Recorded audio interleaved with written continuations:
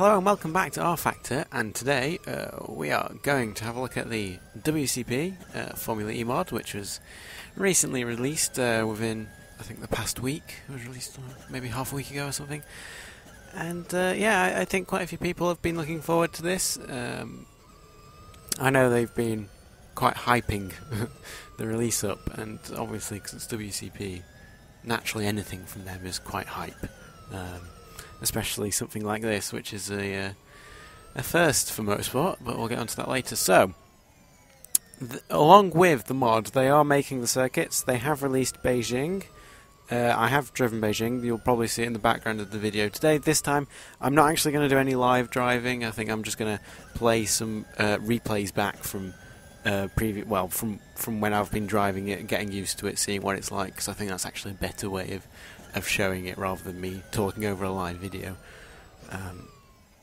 So yeah, so first things first with the mod, I think the first thing that is so obvious is the sounds for the car are absolutely fantastic. They are just so realistic to what you hear on TV. They are absolutely amazing. Like, they have done such a well, I don't think WCP themselves do the sounds, but they get some guy in that I think is quite prolific at doing rFactor sounds, and they have done a seriously good job on this mod, an absolutely amazing job. And that is, I mean, it's sort of one of the highlights of the mod. I mean, it's definitely a really impressive thing about it. Now, obviously the Formula E cars are quite low downforce. There's not much to them. They have barely any front wing or rear wing. They don't have much downforce, so the cars are quite understeery. They're not that bad. They're not as bad as you'd initially think if you just saw the front wing and thought, you know, how much aero does this have? It's not a lot. I'm going to tell you that. And also, the default for the car is actually max aero all the time, which is quite interesting. So the only way you can, well, the only thing you can change for the aero is to actually remove some. Although when I removed some, it didn't make a huge difference. I did go 1-1 and drove around Monaco. I think I went slightly faster on the straights, but in the corners I wasn't really losing much, so it doesn't seem to change much, which I think is what they're going to aim for in the actual Formula E series. I do seem to remember they do have changeable rear wings, that they can have more aero and less aero on the rear wing, so I think that's what they're trying to replicate, and I don't think it makes a huge difference for the cars, because I mean, they don't go very fast. I mean, this is possibly like halfway, because I'm saying I drive a lot of F1 cars, and of course they are fast, and then when you compare it to a Formula E car, it's not fast. I mean, it's still fast compared to a touring car, say, but when you're used to single-seaters, it's just a bit slow. I think that's the one downfall, and obviously that's not WCP's fault. They're just trying to replicate the real-life thing, so I think it's not actually their fault. It's still fun to drive, even without the massive speeds of Formula 1. You don't have to drive it in a completely different way. It's a strange thing getting into one of these cars, because the way you have to drive it is completely different. You're often on the power much earlier than you would be in a Formula 1 car, because you slow down a lot in these cars, because you have to get around the corner at lower speed because you don't have as much downforce, but you're able to put the power on ridiculously early, and that's what you need to do to be quick in these cars, from what I've seen and what I've driven so far. So it's a complete different experience to a Formula 1 car, which is nice, of course. It's nice to drive something different for a change, that's a single-seater that just doesn't drive like an ultimate downforce machine. So it's a bit different. The brakes on the car, practically non-existent. It doesn't like slowing down much, even though it's not that fast. It's a bit of a strange combination of not much speed and not much braking, and surely you have one or the other. It's it's a bit confusing, but the brakes are pretty not great, and you do have to brake quite early in these, and locking up is a very common thing, like it is in real life. I think they've done a good job on trying to balance that so that it is like real life, and the cars definitely lock up, and they lock up quite a lot in the races from what we've seen so far. And the other probably major gripe of how it drives is the downshifts.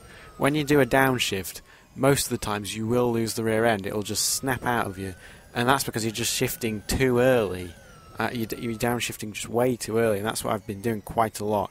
You have to shift down quite late in these, so you brake, and then you gotta wait a while before you do the downshifting, and it's quite strange. I mean, it is useful sometimes doing a bit of an early shift, because you do want the tail out sometimes to get around some of the tighter corners, because the lack of grip means it's just quite understeery, and if you can get the oversteer, sometimes actually it's a bit of a better line to slide it around the corner. Anyway, that's enough about how it drives. I'm sure it'll be useful to see how it drives as well, rather than just hearing me talk about it. And I mean, it is fun, but, you know, I mean, it's just how the car is. WCP have not done they haven't made a bad car. They're just replicating a car that perhaps isn't to everyone's tastes. So, I mean, WCP have done a brilliant job on the physics and everything so far. And the car models are fantastic.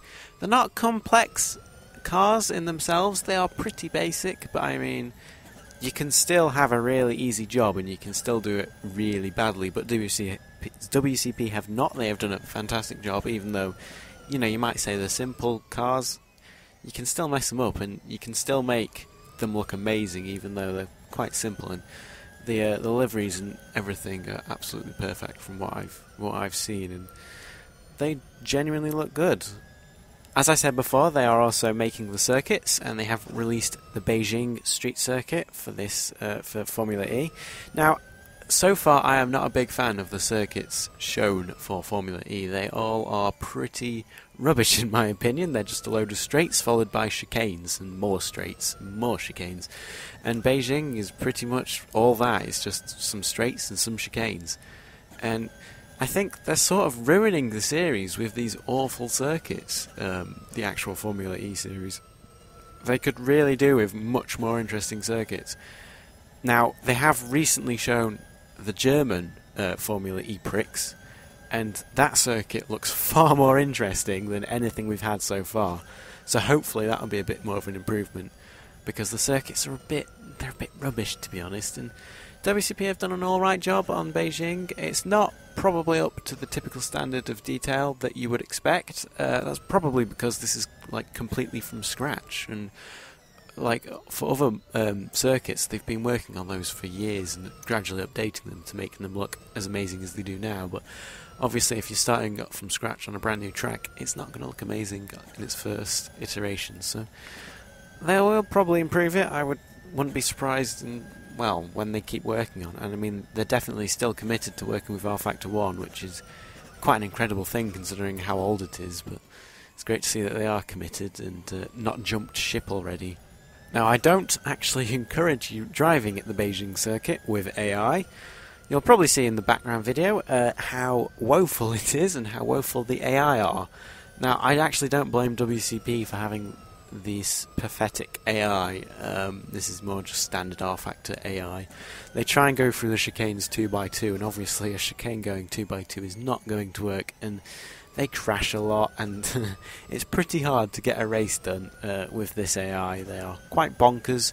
The cars are seriously fragile at 100% difficulty, so you will struggle probably to get a clean race without losing everything.